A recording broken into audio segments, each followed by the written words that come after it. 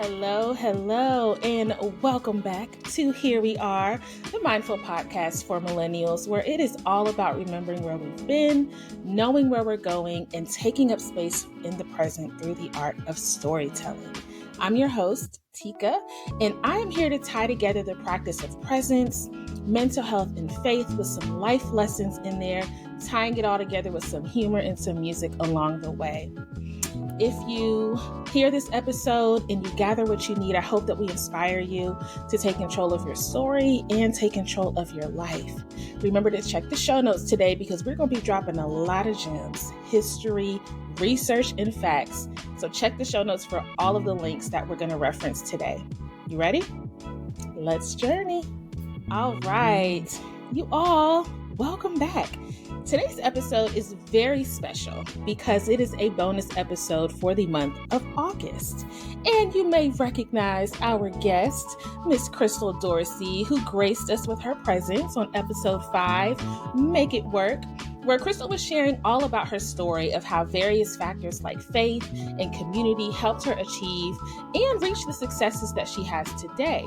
And we both can relate, not only just from that episode, but from just our friendship, stories that we've shared with each other. We can relate when it comes to the expectations that are set for us, specifically as Black women, when it comes to achieving, being successful, being nurturing, compassionate, soft, approachable, feminine, and willing and able to carry everything that the world gives us. In other words, being the strong Black woman. So, we're going to talk about that today. First, where did the strong Black woman originate? But I want Krystle to kind of clue everybody in on why this topic is important to us and how we even got here. So, Krystle, tell them a little bit about how we even got to this episode, because it's a bonus, it's special, it's not what they are expecting. So, why is this important to us? How did this come up? Yeah, so if you guys are just popping in on me and Teka, maybe you didn't catch the first episode. Me and Teka are like sister friends. We have a mutual friend group, and we chat all the time, texting through Instagram messages, and we tend to send each other things that are mutually of interest to us. Sometimes they're funny and they're memes, but sometimes they're these real deep topics that overlap with our mutual interests in mental health, career, success, family, relationships, whatever. Okay. And so I believe it might have been actually Teka's story. I was following Teka's story one day and she had posted this post and it says, I quote, it says, "My therapist said something in our last session that I can't get out of my head. Black women don't often recognize that we're struggling with depression and anxiety. Instead, they think they're failing." And I don't know about y'all, but that thing hit me something fierce. And I was like, ooh, my girl Teka would post something like that. And we just got to talking about it. And I said, look, Teka, we got to talk about this. Yeah. This is such a rich conversation that I feel is a sleeping giant in our community. And what happened in terms of, us really thinking about, okay, do we do a live? Do we do a podcast? Sneak peek. We gonna do both. We're gonna do both for y'all. This is just part one. We realized it was a multifaceted conversation. Yes, like this layered. That's the perfect word. We realized it was a layered conversation, and it couldn't just happen in one sitting. However, we decided that in our brainstorming, this really comes from the strong Black woman archetype. Stereotype. It's called multiple different things. And so we looked at that thing and we studied that thing, and now here we are with you guys talking about it. Yes, bringing it into the fold. You expressed that. You explained that beautifully. Yes, y'all. A lot of conversations happen offline in person, but of course, IG DMs, text messages, this came up, and many people may recognize that post or may have never heard of it. So we'll also drop the link for that in the description, but just so we can give credit to the author. But from that conversation, Krystle and I were like, okay, so we definitely need to acknowledge that this whole archetype, schema, stereotype of the strong Black woman, it's affecting us in a lot of ways, right? Through whether it's our physical health, our mental health, our social health. But we don't want to just jump to the impact of having to carry the strong Black woman identity. We want to talk about where this even originated. Why is it? Period. Why is it? Why is it a thing? Where did it originate? So today's episode, and part one of this three-part, we'll call this a series or experience, is going to be about the historical and societal context of the strong Black woman. So we're going to jump into it by talking to you all a little bit about the history of it. Get out your pen and paper, y'all, because we're going to be going through some articles. Start to annotate if y'all need to. We'll drop them in the link. These are all scholarly articles also. So although Wikipedia surprised us with this topic because it gave us a lot of links and they cited a lot of scholarly articles. But I'll start us off by reading what the strong Black woman traits are. So in one article, I think both Krystle and I have this one. This is from the Journal of Black Psychology, which is really important to acknowledge because this speaks directly to the experience of being Black. So we love Black scholars. They said, regardless of the name, most scholars ascribe two central tenets to these overlapping images, hence were termed SBW, or the strong Black woman. One of those tenets, or two of them, but one of them is strength, right? The other is caregiving. Regarding strength, the strong Black woman is perceived as naturally resilient, able to handle with ease all the stress, upset, and trauma life throws at her. Challenges that would break others just make a strong Black woman stronger. Her strength is also shown in her independence, self-control, and work ethic. She is self-reliant and emotionally contained.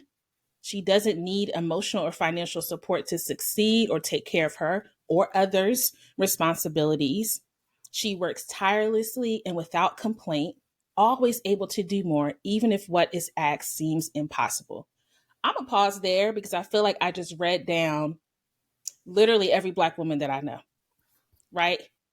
The first tenet being strength.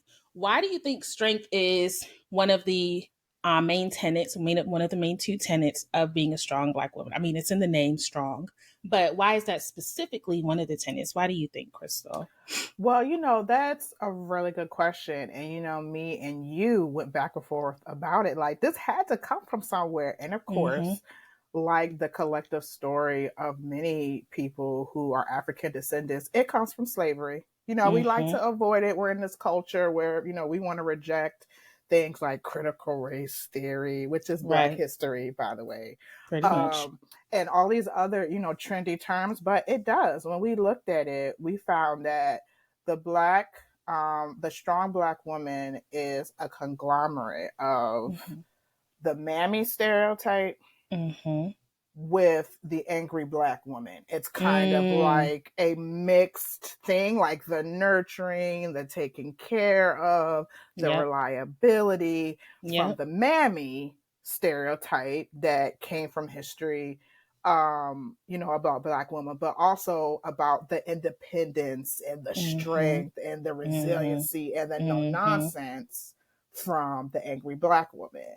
Yeah. But if we want to get even deeper with the historical context, if we want to get even deeper than that, the reality is we had to be. We had to be strong in order to sustain ourselves through egregious circumstances. Like the most egregious thing that probably humanity has ever inflicted. And one of the things, because there have been many and various different types of, but when you think about the collective, like we said, history of people of African descendants, like we were going through, some of the most heinous crimes, the heinous things. And in order for us to get through those things, rape, abuse, working night, day in, day out, having our families torn apart. We were forced, having our families torn apart, not having the support that we Mm-hmm. needed, Mm-hmm. being exploited. Mm-hmm. One of the articles explicitly, said it so beautifully in terms of we had to be strong. Yeah. And so over time, what that has done is it's put us in a stereotype Yeah. Yeah. as a Because that's result all they of what we see. needed to do in order to survive. So it came out as a survival mode. Exactly. It's a Mm-hmm. survival mode. Tactic. We are basically in survival Mm-hmm. mode. I think you touched on it too. You said this historically started in enslavement, right? Mm-hmm. I know that it can be a touchy subject for most, but for Black history, this is our history. And so we have to acknowledge it, right? Mm-hmm. Throughout American history, the Black family has been separated, torn apart. And so we've had to use, we meaning women, Black women specifically, have had to use limited access to resources to survive. So we literally, like Krystle said, had to be strong because we had to provide for ourselves, Mm-hmm. other people, our families, and essentially take on the roles that were kind of left absent and void when the family was separated, right? And we know that happens through many factors of systemic oppression, whether it be through now in today's society, incarceration, unemployment, even a shorter lifespan. Black men are dying sooner than Black women are. And so those factors contribute to us having to take on this role of a strong Black woman, right? So Mm-hmm. now that we know kind of where this started, we want to talk about how this is perpetuated, right? How are we contributing? And I say we by the Black collective, the diaspora especially, but the Black collective in America. How are we perpetuating this stereotype in both positive and negative ways, right? What Because for some of us it works, but I don't want to hop to that yet. Go ahead. I want to back up really quickly because we talked Mm-hmm. about slavery from like the survival mode aspect, but I think we might have forgot about the caregiving aspect too. Oh yeah, Because we hop right past caregiving. yeah, I think we're talking as a great conversation. I just want to Mm-hmm. hint that the caregiving aspect comes from slavery as well because we were It does. often the caregivers of not just our masters or enslavers or Yeah. oppressors Yeah. children, but we then had to Mm-mm. take care of our own children and the Mm-hmm. children of people that were brought into our community, maybe in Yep. plantations and things like that, because we're talking about the family being split up. So if massa bought X amount of people and those had Yeah. children in it, Yeah. when it was brought to the plantation, we took care of those children. Everybody had to So what take care of everybody. nurses, the Mm-hmm. cooks, the nurses actually. So I Mm-hmm. just wanted to hint to not just so focus on the Yeah. survival mode of just like the strength The and the strength. enduring oppression, but also No, that's good. where the stereotype and the idealization of that caregiving aspect, the Yeah. self-sacrificial caregiving Mm. aspect of it too, before we jump Yeah. into the societal, No, I'm the glad you social talked context. about that. Mm-hmm. Yeah, yeah. Because talking about how we had to not only take care of our own children, but others, that's that self sacrificing part of being a caregiver, right? The same article where I read about the first tenet strength does talk about caregiving. Um, I'm excited. I feel like I got ahead of myself with that. But what they said is regarding caregiving, the strong Black woman is perceived as self sacrificing, putting everyone else's needs before her own. In addition to her immediate family, if she has one, she mothers many others by providing emotional, spiritual, and/or financial support. In the community, like you just said, she is sought out because of her wisdom and gives her time, energy, and resources freely to those who need it without resentment or expectation of reciprocation. If any of us relate to this, right, you may have had that one person in your neighborhood, or not person, that one older woman in your neighborhood, or the one older woman at your church or in your community who was just known to either take care of you, right? Whether she is providing water and juice and chips and sandwiches, or if she's the one with the mint in the bottom of her purse at The church, or church she's the one, candy. yeah, to hold all the Mm-hmm. babies, and she's the one Mm-hmm. who, new mothers go to for advice, and she's bringing the dinner to the potluck. Like, this has been an expectation that has been set for women to just be strong, but also be the caregivers without reciprocity, without complaint. without any type of acknowledgement from the mass, right? In the community, we may acknowledge it, almost reverence and glorify them. But have we ever asked them if they're tired? So I'm Yeah. glad that we were able to touch on those. So if you're taking notes, we now know that the two tenets of being a strong Black woman are her strength, and her ability to give care to others. All right. So let's talk a little bit about how we perpetuate this. Krystle brought up a really good point right before we hopped on, of how this not only is perpetuated in society, but who do we first learn a lot of our life lessons from, right? Our family, right? Nature and nurture. So we're going to talk a little bit about how this is seen and developed and almost glamorized within the family structure, specifically under the matriarchs. So yeah, Krystle, if you wanted to start or have a thought about that, I will. I let's start. will Yeah. because, like we said, the articles that we read were so powerful, Mm-hmm. and I can't find the exact line where I'm reading it, but it was talking about this comes from three things. Oh, no, it Mm-hmm. says modern research echoes previous findings and notes that strength is modeled and covertly communicated to Black girls by their mothers and other matriarchs. This is very key, as well as affirmed through the media and peers. This was the article by Sex Roles Mm-hmm. is the journal that this comes from. And Okay. I found this to be so powerful is because a lot of the things that influence us and how we operate in the world come from things we can't even remember. Right. Right. And I shared this with Teka when I found that because I was thinking, oh man, I could really think of as an adult how it's perpetuated in the media. But there were some things that growing up we see We as well, saw. how our mothers Mm-hmm. operate in the world, how, and Mm-hmm. I loved how the Sex Roles Journal said as well, and the article is in their own words, the meaning of the strong Black woman schema among Black U.S. college women, talked about Mm-hmm. other matriarchs because this is something that I feel isn't just familiar, but this is ancestral for us as Black people. Ooh. This is intergenerational, right? Because African culture is very collective. This is Yes. part of who we are, even in our ancestry. If you go back to Yeah. Africa, we raise families, children, in a lot of our communities in groups. In groups. Yeah. So, right, in groups. Community. And so it takes a village to raise a child. You know, that's a very common proverb. Another very Mm-hmm. common proverb in African culture is if you want to go fast, go alone. But if you want to go farther, go together. Like we have a Yes. lot of these collective Yes. It endorses sayings community. and Mm-hmm. endorsing community in our collective consciousness as Yeah. Black people, right? Yeah. So what that means is that what we're also, I believe, in some ways reiterating and how we also absorb this, stay tuned for the next one, in terms of our identity is that this can come from our grandmothers, our aunts, Ooh.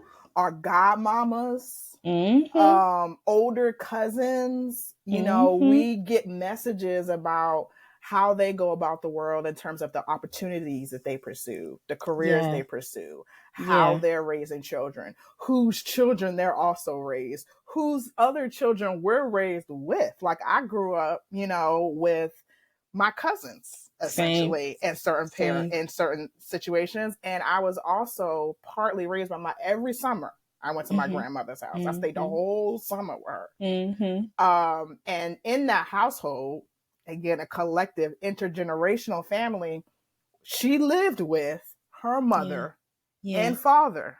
Yeah.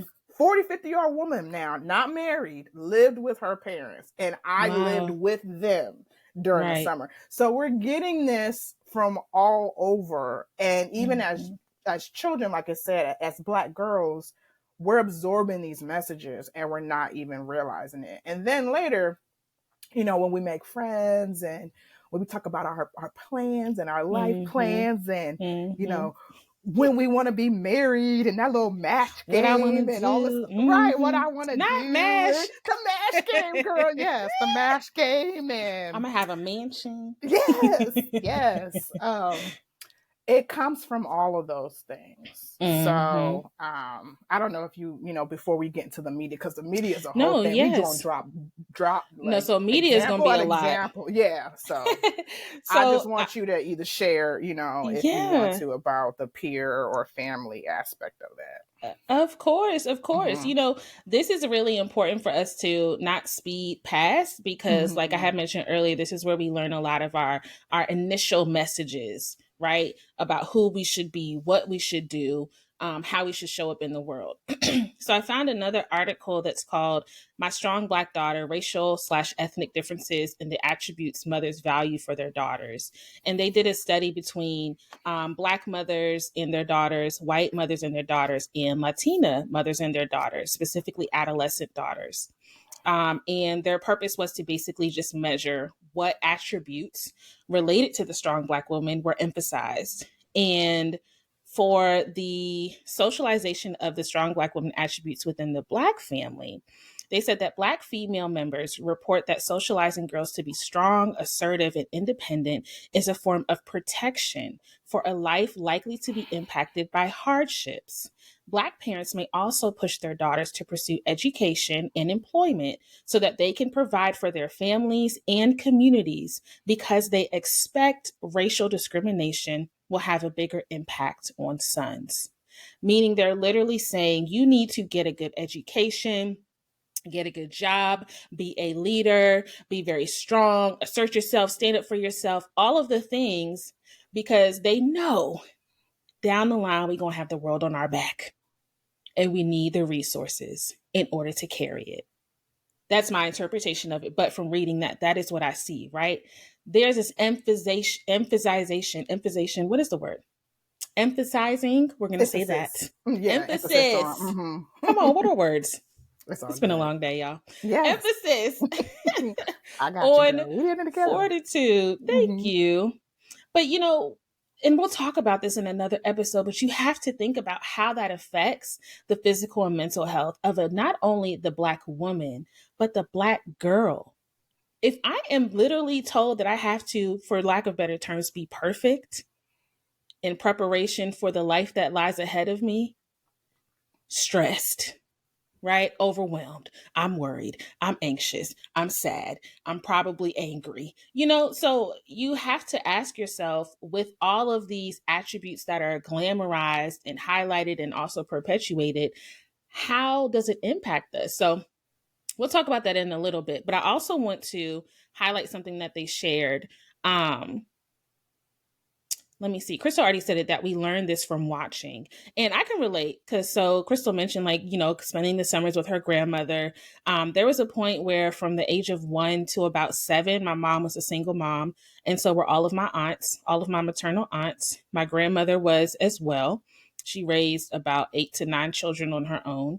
And so I observed and watched the cycle of, one, not only single motherhood, but also having to be a strong Black woman to provide, not just for yourself, but the collective. Because my cousins and I will also spend time with our grandmother, our great grandmother. A lot of things happened at her home. And so all of these were matriarchs and we didn't know that at the time, but now looking back in retrospect, these were the matriarchs that we observed and we got all our messaging from. Right. So we were taught there were some benefits to it, right? Because, of course, if my grandmother and great grandmother were entrepreneurs, myself and all of my cousins literally are entrepreneurs. That's a blessing that we were able to get that messaging and hold on to it. But also, a lot of us may or may not have struggled when it comes to relationship, career, education, because there's this expectation that we have to live up to. And some of us are excelling. Others of us have required a little bit more assistance, and that is okay. It looks different for all of us.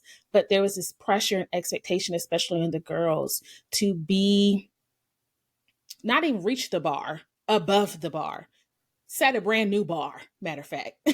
So that was a lot of pressure. And one of the article that I just read from, they basically said existing research with Black women suggests that holding the strong Black woman ideal can have psychological benefits and costs for adults. Right.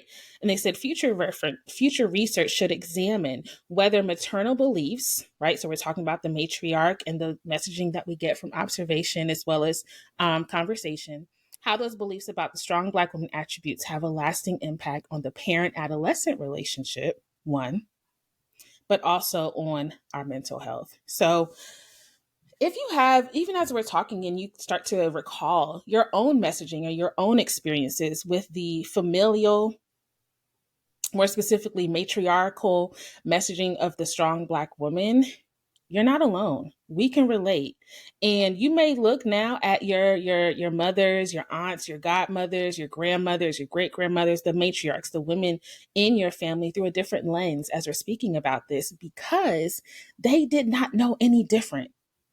Again, this was passed down generation to generation, starting maybe even before, but definitely heightened in enslavement. And so this survival tactic, again, like we said in the beginning, this is in our DNA. And so this series that we're doing about the strong Black woman, we're hoping not to just bring awareness to what this means and the historical context and the impact of it in today's society, but also how can we not necessarily circumvent it, because again, it has its benefits, but how can we integrate another experience so that we're not burning ourselves out? So yeah, first was nurture. Now we're going to talk about nature, right? So what has society, culture, how has that perpetuated the strong Black woman stereotype? So let's start. I'll start, Krystle, if you want to start with kind of just saying what you found.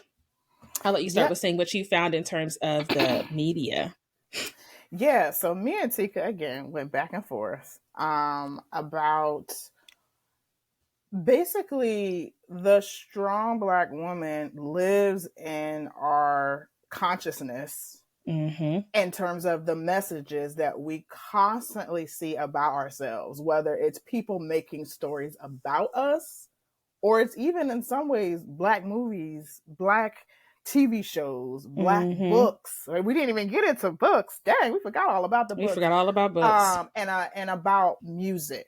Okay. And so music is a big one, especially in our culture, especially with the evolution of hip hop. But what we really explored is this goes a little bit deeper. It goes even before that. Okay. Like we talked about, this is intergenerational, passed down. And what I do want to mention as well, because like what you were saying, Teka, when you were talking about something similar on your Instagram and, you know, you got a response from followers like, what do you expect if, you know, Black women say that they want to do this, this, and that. But the thing is, you know, when sometimes you hear this conversation and especially how it affects men in our relationships, they want to, you know, what they fail to also realize is this is before the sexual revolution. Like this is not just starting. This is not new. Yeah, this is not new. This is not modern feminism. This isn't even Black feminism. Like this is something that we have ongoingly seen in our culture and that, in our experience. And what we learned, especially when you see movies like Gone with the Wind, that's the mammy character. The caregiving is what we saw from there. But when we saw Birth of a Nation, that's another really, really, really old book. I mean, really, really, really old book and movie. Old movie. Well, and Gone with the Wind's a book too. Gone with the Wind is a book too. And so this stereotype, this schema about that and how we're perpetuated in our culture comes from that.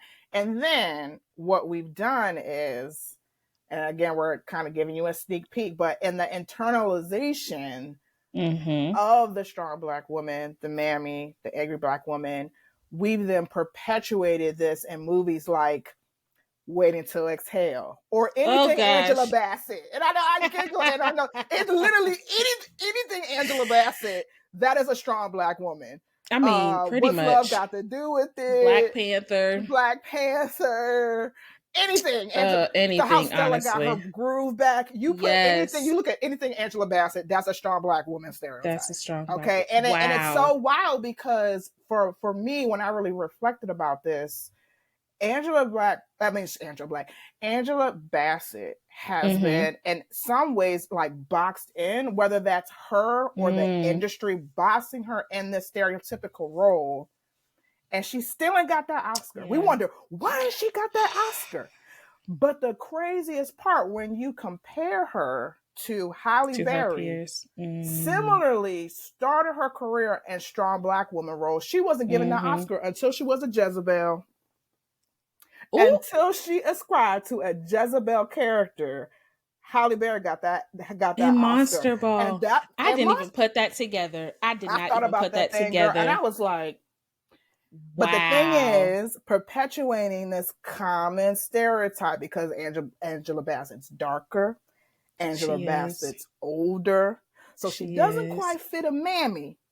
Right. But she doesn't necessarily fit a Jezebel either. But we're always used to her being in this one role. Right? So then it's like, how is that impacting Angela's career? Yeah. To, you know what I mean? Be able to pick roles and be sought out for particular roles. But, you know, we see it even in TV shows like Living Single, Girlfriends. And you know what other thing, the Cosby Show, and I really thought about that thing, the Cosby Show, because I know we revere Claire Huxtable. We do. But I think about the dichotomy of Claire Huxtable. That was not realistic. She is a lawyer working 68 hours a week. Full-time lawyer. Full-time. Supposedly with roughly 6 kids. How about to say with 50 limb kids? A lot of them got no young. Nanny. She ain't got no mom living with them. One babysitter. How is she nurturing and supportive? And it's just like that was, and what, like we're saying, this model of perfection. And that's how we revere her. The model perfect mother. Successful in her career, present to her kids, present to her marriage. Somehow the house was still clean. We never saw Claire break down. We never saw her complain. Even when she was pregnant and gonna have a baby, like never. We never saw. Very stoic, very controlled. Like when you talked about put together, resilient. You know what this reminds me of? I don't mean to cut you off, but you said book. No. And as you were talking about Claire Huxtable, I thought about the Proverbs 31 woman. And I was like, how even though that is a beautiful text, I feel like the Old Testament woman in general may also reflect the archetype or stereotype of the strong Black woman. I wonder if that is another piece of it, because some of the things that we see in Claire Huxtable or even the Proverbs 31 woman are unattainable, especially for today's woman. Yep. Yes. Yep. For the modern woman. It's perfection. That is not realistic to be able to have a what we deem quote unquote successful job that pays well, that also requires a lot of commitment on our part. Like you said, she's working 40 to 60 hours a week. No, 60 to 80. The average lawyer, especially if she was a litigation lawyer. Oh, JK, 60 to 80 that's hours typically a 60-hour. Remember, you know our boy is a lawyer. Don't want to call his name because I don't want to put all his business out. But we don't see him. Legitimately, lawyers work 60 to 80 hours a week. And a couple of our boys are lawyers. Yeah, a couple. We don't really be seeing them like that. And the thing about it is, when you think about Sex in the City, Miranda, and how she was portrayed in the media on Contrast, where it was a whole thing for her. I mean, she ain't Black, but yeah. But that's what I'm saying. As a white woman, Sex in the City, as a full-time lawyer, praise, feminist, and all that, but she was allowed to be fragile on TV, and how she really wrestled with trying to be in a relationship and be a mother. Yeah. And lo and behold, I can't remember what her part was. It Steve? Steve was her partner. Steve was a stay-at-home dad, essentially. He was. And that's how they made that work. And you know what? Speaking of lawyers on TV, we have it listed here too. Molly probably could have never lived that life. Molly wasn't able to live that life, right? She was scared to even appear vulnerable. I think she was also trying not to live out the life that her mom lived, but that's another episode. But we get But that so much without cutting we you do. off, because it's not just, so again, we talking about one, Insecure, Molly from Insecure, but we see that in Maxine from Living Single. We see that with How to Get Away with Murder, with Viola Davis's The Scandal character. Scandal, Olivia Pope. Even in Reasonable Doubt. Have you seen Reasonable Doubt on Hulu? I haven't seen that one. I forgot her name, but she's also a Black woman lawyer. All these Black women first of all, why are there so many Black women lawyers on TV? Anyway, we love to see it, but also their characters definitely perpetuate that strong Black woman stereotype. Wow. Even now as we're talking about it, I'm having these revelations. That's crazy. Yeah. And it's like the way when you look at how white women are portrayed in these similar roles, it's not the same. Like I even remember Maxine from Living Single, like she was always the more standoff, guarded one. Very guarded. She really struggled with whether she wanted to be in a relationship, and when she fell for, I can't remember the guy's name with the locks and store. Kyle, right? But we never really saw Maxine date. No, she was just in it for sex. Which brings me to music. Can we talk about music and how it perpetuates a strong Black woman? Yeah, there's a whole lot of that too. Okay. Oh, so Joan's another one from Girlfriends. Wasn't she a lawyer too? She was too. Yep. Joan. Oh, Lauren. Joan was so problematic. Music also, it does. There's so much we can go into when we talk about, first of all, the misogyny of hip hop and rap music alone. And how that not only sexualizes, fetishizes, and stereotypes Black women, but also how some of the songs that women sing. Yeah. Sorry to poke the bear, but sis, we're doing it to ourselves sometimes. We are. And we thought about I'm Every Woman by Shaka Khan. Because I'm not. Yeah, I was thinking She Works Hard for the Money by Donna Summer, I think. Destiny's Child, Independent Women. Yep. Literally INDEPENDENT. You know what that means, man. She got her own house. She got her own car. Some work 2 jobs. Like, what? You were bad. And we were like, yes, that's me. Yes, and it's like, wait a minute. Because I'm still expected to also go out to the club, be sexy and soft and feminine and approachable, be desired, while I'm also carrying around 2 jobs and trying to put the world on my back. But you know what? We can't pick on hip hop, because remember when Neo made that thing Smooth, talking about independent woman? He made it sound so good, and I love that stuff. That's why I love her. You're right. It's not just hip hop. R&B definitely does it. It's all over the place, girl. They make it silky, but it's still problematic sometimes. Okay. But yeah, y'all. So not only is this perpetuated with the familial structure, nurture, but also in society and culture, nature. I have to say one more thing before we move on, because I can't let it go. Especially when we talk about the socialization of Black girls.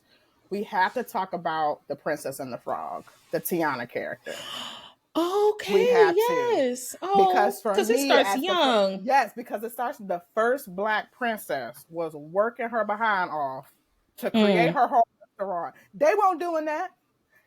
Ariel wasn't doing it. She was a damsel. All the other princesses were damsels. They were damsels in distress, waiting to be saved. Half of them was asleep. Come on now. At some point, they just get to survive and just get scooped up. Sleep. And so I really struggled with that thing. So excited. And I'm a Disney geek. I'm a Disney geek, Marvel geek, whatever. But that really kind of has always been in the back of my mind. Like, why does the Black Disney princess have to be the worker? Have to be the hard worker. Wow. And making ends meet, and teaching her man how to have good work ethic, and so I couldn't let that slide. I had to put that out there. Excuse me. I'm glad you brought that up. I'm really glad you brought that up. So y'all, when we think about the Before we even get into the impact, because I think the impact also kind of ties into what we're going to talk about in terms of our stories, but also I know we're talking a lot about how this has affected us in whether it is harmful, hurtful, ineffective, unhealthy ways, right? Where it has created this ideal versus this realistic perception of Black women. I think we also can touch on for a second how we've been able to reappropriate it, and there have been some also healthy benefits to being a strong Black woman because it helps us to also stand in solidarity with each other, right? We're able to see ourselves in a light that is, again, resilient is not always a bad word, right? We shouldn't have to always be resilient, but it's not a bad word. We also see ourselves as being able to provide for ourselves and our families and our loved ones. And that is something that we can feel great about, right? That's a gift to be able to give to your families, right? It creates community as well And and I have to identity. read this part because Mm-hmm. I was trying to find it earlier, but this Mm-hmm. really brings home what you were saying from this Sex Okay, Rules article again. It the please. particular line says, the strong Black woman has been paramount for Black women's survival in America Mm-hmm. society. Mm-hmm. A society that has persistently deemed Black women's existence invisible and their concerns negligible. Mm. Strength is a tool for survival that allows Black women to defend themselves psychologically against oppression and specifically to push back against pejorative stereotypes about their gender racial group.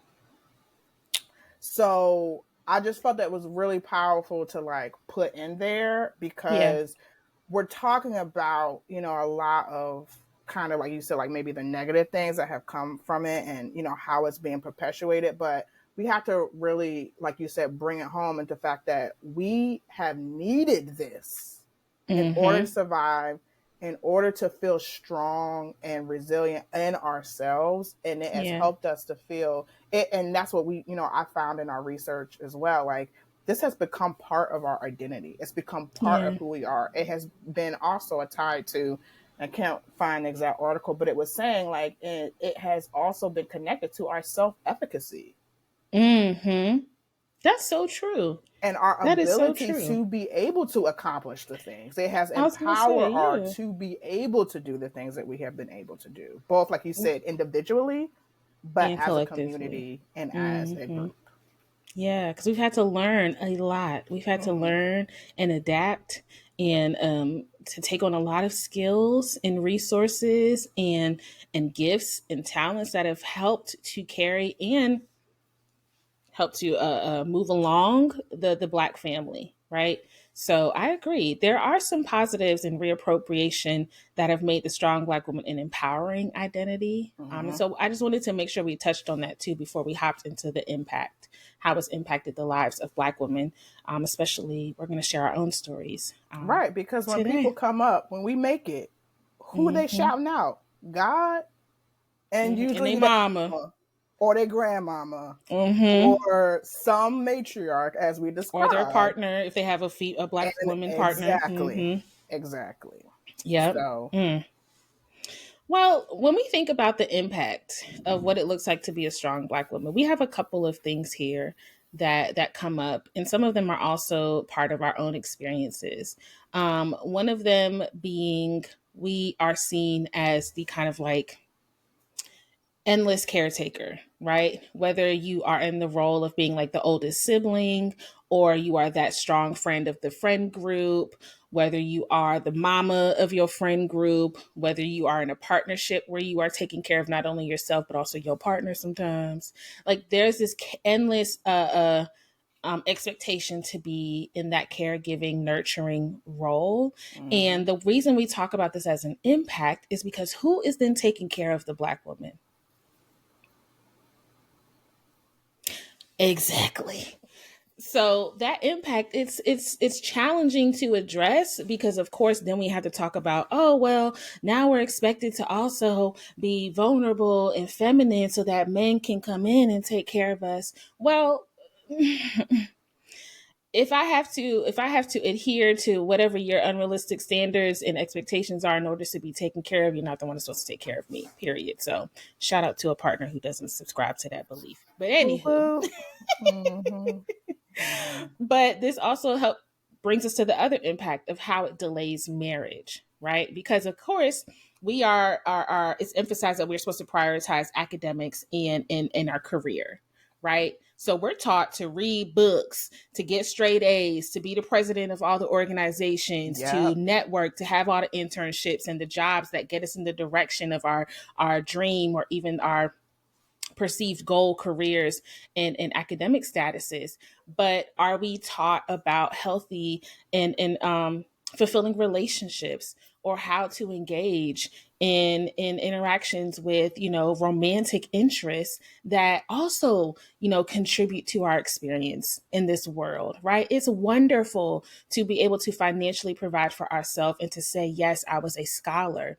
But you know how people say, what good is it to have like all this money or all these accomplishments if I have no one to share it with, right? There's some truth to that statement. Not everybody desires that, but we're talking about in general, overall context, the delay of marriage is also an impact of the strong Black woman stereotype. Because balance is ideal, right? It is. And the reality is, and you know, I looked into this, researched some of this for my previous IG Live, Single and Secure. And I did found through the Bureau of the Census that Black women are not only less likely to marry, but to be married later than other racial groups. Yeah. Right? That's true. What exactly does that look like? Like you said, you grew up, you know, in a community where a lot of the women who were taken care of were single. Same. Like I grew into when I was growing up, a lot of the Black women were single. And it's not within the last, I would say 5 years or so, that my aunts now in their like 50s, 60, yeah, are getting married. Some of them, you know, are on their second, you know, marriage, but it's fascinating to see, because I think, again, putting in the context of this conversation, other cultures are taught to do both. They're or to prioritize partnership. Yeah, they're taught to prioritize partnership, but that you can also do that in, you know, either collaboration or in support of a partner. They're taught to go to college and find a partner. And again, growing up, like we're saying, in the lived experience, when I was in college, my white peers were getting married, or they got married shortly after. Very shortly after, if not during. If not in graduate school, definitely by graduate school. Definitely like by the by time I got school. to graduate school, a lot of my peers, especially, you know, who were white, were already married or in long-term relationships. Yeah. Not necessarily so. Not necessarily so for myself, for the Black as well women. as the Not other for me Black either. women. Yeah. I mean, I had situationships, which, you know, we call them, you know, the little casual stuff. You know. But I didn't have my first serious relationship until I was, 26? Well after college and graduate school. Yep. Because I graduated graduate school when I was 24. So, yeah. That's one of the impacts. Relationships intermittently, but they were short-lived. Because it's like, I can't figure out how to balance it all. How to balance it all. And I felt like we were also just like, the messaging is different. I feel like it really is different. Like, the messaging is just different. So we just weren't yoked, or we weren't, you know what I mean? Like, we weren't on the same page. We didn't value the same things. We weren't going in the same direction. But I didn't get messaging about how to do that or how that was possible. And I do feel like other previous generations in the Black community as well, because there is a shift when you look at it historically around like the 60s and 70s, and we can go on a whole rabbit hole about stuff that was going on around time back then. But it, you know, I'm in my mid-30s now, and I'm just now finding, you know, like my partner, again, shout out to your partner, who values the same thing about life and communication. And I can't say I really had that when I was younger. So No, I had maybe one, like you said, around 26. You know, it just didn't work out with that particular partner, but right, same. And that kind of brings us to our own stories. We've talked about it throughout this episode, but I think that is one of the impacts in our own stories. I think for me, of course, there was a delay in serious relationships, but also there was one of the articles I read talked about how surprisingly the strong Black woman expectations and the stereotype didn't necessarily contribute surprisingly to anxiety symptoms, but more so depressive symptoms, which brings us to our original, the post that inspired this entire series, where it talks about how Black women feel like we're failing. Feeling like we're failing or letting someone down is one of the questions that are all actually on the patient health questionnaire that's used when we measure the intensity or severity, the presence or severity of depressive symptoms, right? So if we all of a sudden, feel like we're not meeting the expectation to get a job at a certain point, or we're not reaching the milestones to have a relationship, or we're not able to have this ideal, successful, career, or go to graduate school and then also get a PhD, like all of those things, right? Yeah. We feel like we are failing when literally we're experiencing, and this is another episode, but high functioning depression, right? There's an overwhelming correlation between the strong Black woman attributes having to, or those being perpetuated based on society and familial aspects, and the symptoms of depression, right? Yeah. So yes, that is also my experience, right? I not until probably like a couple years ago, I want to say like 5 years ago, did I finally acknowledge, oh girl, you are dealing with depression. This ain't just, your cycle. Okay, this isn't because you feel lonely, which part of that was it, but it was also the overwhelming residual effect of growing up, seeing a lot of the expectations or the lives that my parents or my mother and my aunts and my grandmother, great grandmother were living, how that set an expectation for me, and how along the way it did not feel either fulfilling or didn't feel like I could reach that expectation or that milestone. So that overwhelmingly probably contributed to it. So I could go on and on, but I know this episode, we're going to talk about this again, y'all, and I'll drop it before we end. We're going to talk about this in 2 more parts. So yeah, for you, Krystle, too, as we're, coming towards the end, do you recognize the impact in your own personal story? Absolutely. We touched on this as well a little bit in my previous, feature on your podcast. But growing up with, predominantly single mother, like my father was always in my life, but my parents were separate. So I was being raised primarily by my mother. And so I watched my mother go to school for most of my life, from the time that, 6 years old, my mom went to school for nursing. And, again, resiliency. Like, she was my set example. Like, hey, you got to go out and get it here, and you got to be focused. But I literally don't remember much of my mother particularly when I was in elementary school, because she was either getting her undergraduate degree, and then she went to school and got a master's. So that example is being set. But as a result of that, and I say that to say, I walked to school by myself. Shout out Hampton, Virginia, woo woo. I grew up in an apartment community called Todd Mill Lane. It was roughly 3 to 4 blocks away from my elementary school. And I remember walking as early as 3rd or 4th grade alone. Wow. It's like 8 or 9 years old. Girl, so my mom was like, hey, like, you have to do this. Like, so I got up on my own. I got myself dressed on my own.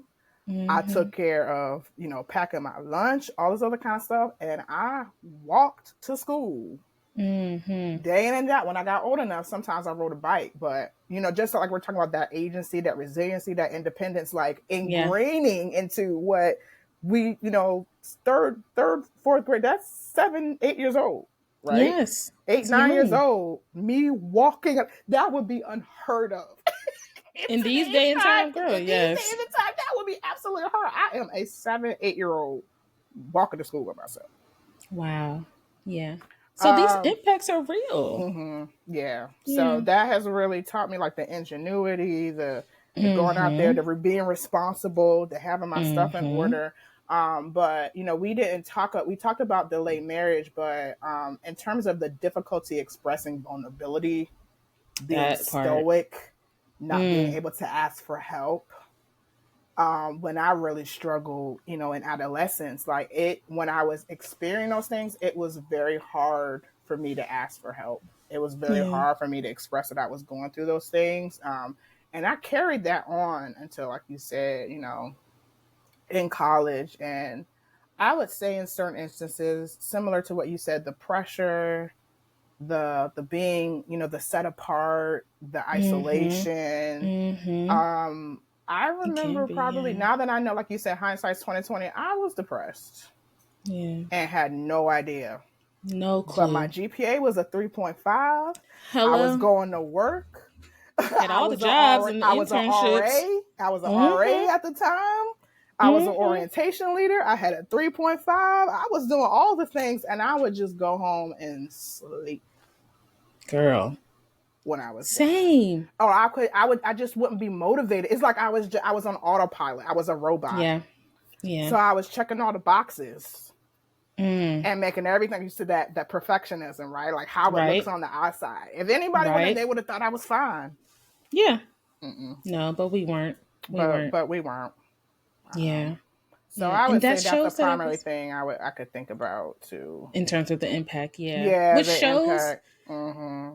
although we can feel empowered by the identity of a strong Black woman, it shows that it's not working, right? Long term, it's not working. There needs to be some sort of balance or integration of another side of us, another part of us that we're allowed to acknowledge and bring to the forefront. So, Mm-hmm. as we're getting to a close, y'all, I want y'all to mark your calendars for Wednesday, August 9th at 7:30 p.m. The Here We Are pod on IG is going live with KD uplifts underscore the letter U to talk more about what do we do, right? What do we do when this no longer is working for us? What can that look like? Okay. This is going to be where we talk about how we have internalized this stereotype, right? And how it shows up in our relationships, how it shows up in the workplace, and more specifically, how it affects our mental and social health. So again, mark your calendars for Wednesday, August 9th, 7:30 p.m. The Here We Are pod and KD uplifts underscore you on Instagram. We're going to be talking about this. This is going to be part 2 of this series, Relax, Relate, Release, the Strong Black Woman. All right, y'all. We gave y'all a lot of history. I hope y'all had y'all notes. We're going to put the articles in the description, of course, so you all can read them. Get educated about this. The awareness needs to be increased. And this is not at all, I don't know why we even have to make this disclaimer, but this is not at all a notion or some sort of declaration that Black men are also not needed and important, right? But we are highlighting the experience of Black women here, right? Because we are Black women and we the bomb. So we're going to center us for this moment, okay? Y'all going to be all right. Yes, All and we right. really want y'all to like really listen and think and reflect, because Please. that's one of the reasons why we're doing the IG live, because we want to talk with y'all. We want to hear your Yes. experiences. We want to bring you all in the conversation. So we really hope y'all come Yes. through, pull up August 9th, 7:30. We can't wait to talk to you guys about it. Yes. Invite a friend, invite your mama if you need to, so she can get a little bit of this word and so she can share her experience too. But thank you. Thank you so much. All right, you all. So we're going to hop into a segment we know all about on this podcast called Gift. That is our gratitude practice. The G stands for gratitude or goal. The I is for intention. The F is for faith or focus. And the T is for take action. And so this gratitude practice, again, is something that you don't have to just participate in when the podcast drop. Y'all can do this every day. Get your pen and paper, write down that acronym, or go on Instagram. I have a reel that explains how to think and process and reflect through this very practice.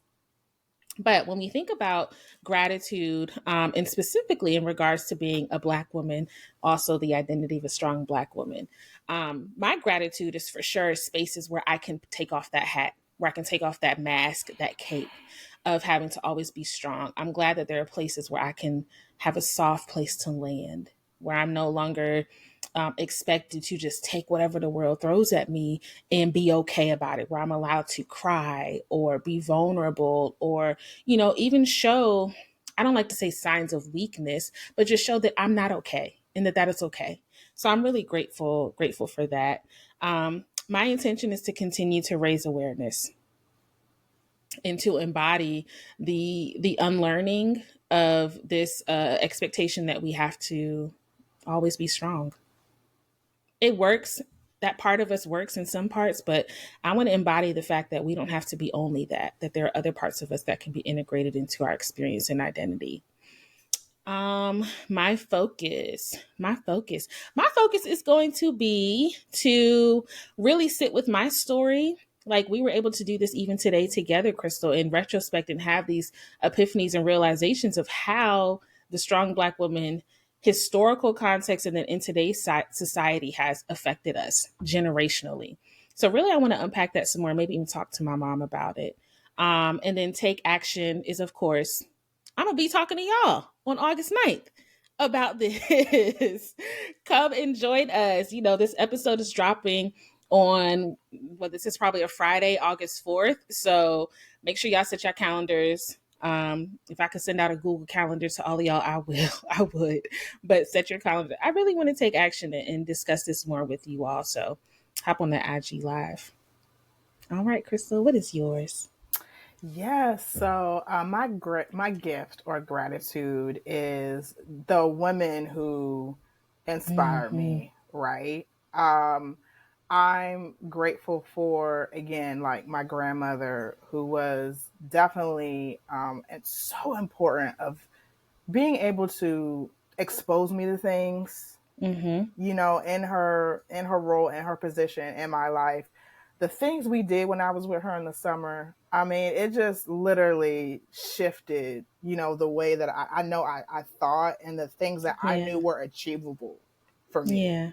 And again, even my mother, and like the example she was able to set, and we've had challenges at various, times. I've talked about that before, but the example she set about being able to accomplish a goal and achieve it, and the way that woman as well taught me about managing your money, and credit, and see, there's benefits to being strong. Yes. I feel that I have been as healthy in terms of being able to be on my own when I've needed to be on my own as a result of the examples that were set. And even my madre, I talked to my madre as well. Like, I feel like having that example from another woman of color, she was an example of a balance, what I will push, because we get a lot of these strong examples, right? But she also taught me to be more in tune with my feminine side, where I feel like before I didn't really have that. So again, those matriarchal examples that I've had in my life are my gratitude. My intention is to really think about the balance for myself. They always similar to your F. My E is just like to be really intentional with, when am I trying too hard? Ooh. When can I back up? When do I need to speed up, and when do I need to slow down? Do I need to reach out to a friend more? Do I need to reach out to my family more? Do I, what I mean? So that's good. Really being intentional about the balance and what that looks like for me. F is faith and focus. Faith or focus. Or either or. And I would say my focus, and this is almost a little bit, but just to be in tune with my community, I feel more.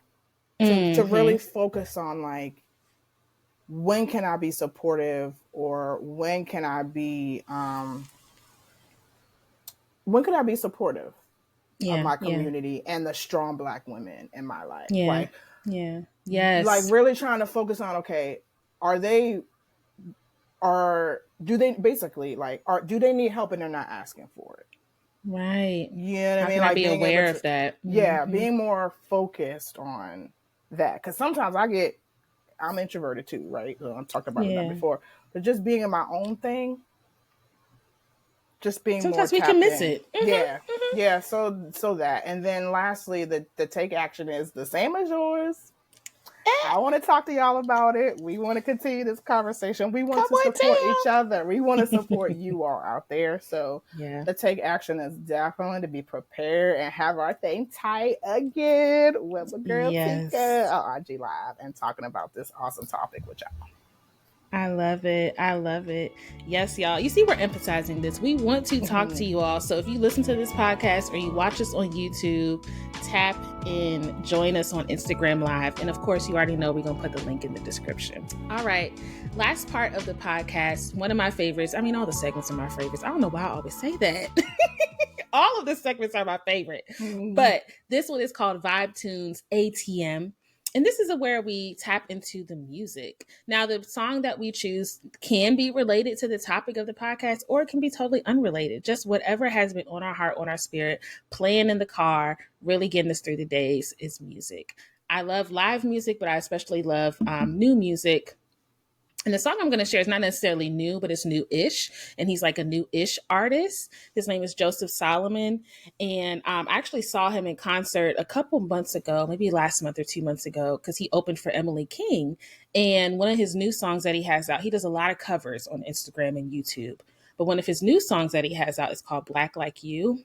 And it's basically an ode to Black women, especially the dark-skinned Black women. So I love it. And it's basically a play on words, of course, because he's talking about Black coffee. He's a coffee aficionado, but he's also talking about Black women in general. So Black Like You is my vibe tune at the moment. What about you, Krystle? What's your vibe tune? Oh, that's such a great song. I know the song that you're talking about. I just love this little like neo soul resurgence coming out like a lot of times through Spotify. That's my vibe. Okay. Yes, girl, it's so good. So you're gonna love my choice because I know she's one of your favorite artists. Have Mercy by Aaron Allen Kane. Yeah, I think this song might have been like on the Harriet Tubman soundtrack or something like that. Was it? But I think so. But that is my song for today because she really talked about like honestly struggling, like really feeling like, you know, she's struggling, but really having, you know, like the hope and really being open to receive that help, to receive that support. And she's saying, you know, have mercy on us. Like we trying our best. And it don't look pretty all the time, but you know, we still gonna have that hope. So I feel like that song really touches on the topic specifically that we're talking about today. Yeah, it does. And the other thing that I love about that song is it sounds like a Negro spiritual. Like it has this the way it starts, like the cadence of it. Yeah, that song sounds like a Negro spiritual. So when we were talking about like the historical context and everything, yeah, I really. You better tie it together. Yes, girl. You know, I love music. Come on, full healing circle. I love it. So yeah, Have Mercy. Have Mercy by Aaron Allen Kane is my song for today. I love that. As soon as you said her name, another song popped up about women and the generational lessons we learned from women. I don't know if you know what I'm talking about, because I'm like, oh, should I save it for another episode? Why not? We were talking about that intergenerational connection, so. Okay. So it's also by Aaron Allen Kane. It's called Fragile.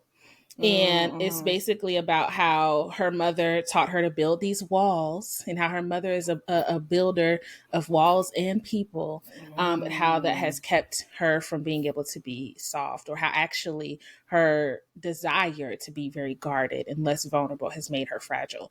Very good song. So y'all, tap into Aaron Allen Kane. I love her. I would love for her to go on tour. Girl, please go on tour again. Yeah. Last time she was on tour was like 2016. Please come back. So I would love to see her. So those are good. All right. So we got Black Like You, Have Mercy, and by Aaron Allen Kane, and Fragile by Aaron Allen Kane. Black by You by Joseph Solomon. Really quick, because I know we bonded on it. So, I know we're going to get us out on time, but I know we bonded on it when we were brainstorming, but Superwoman by Alicia Keys. Alicia Keys. Such a powerful song. But I do feel like it really touches on that like resiliency, like the positive aspects of the resiliency part. And that identity It part does. that we touched on today. So It putting that one does. out I there. like that song too. All right, Throwback. y'all. We got 4 songs to add to the Here We Are Vibe Tunes ATM playlist. Remember, you can check it out on YouTube. That is a growing playlist. Maybe one day I'll put it up on Apple and Spotify, but for now, check it out on YouTube. All right. Well, thank you all. And thank you, Krystle. Thank you for listening and watching the Here We Are podcast, a mindful podcast for millennials.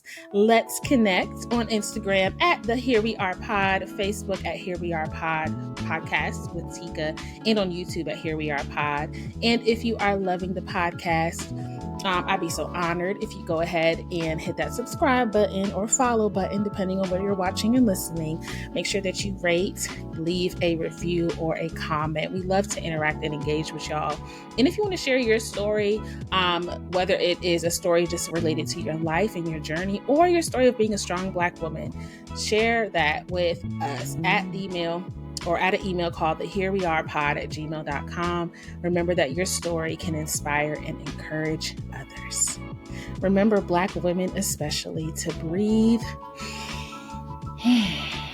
in the now, be present, and take care. Bye, y'all.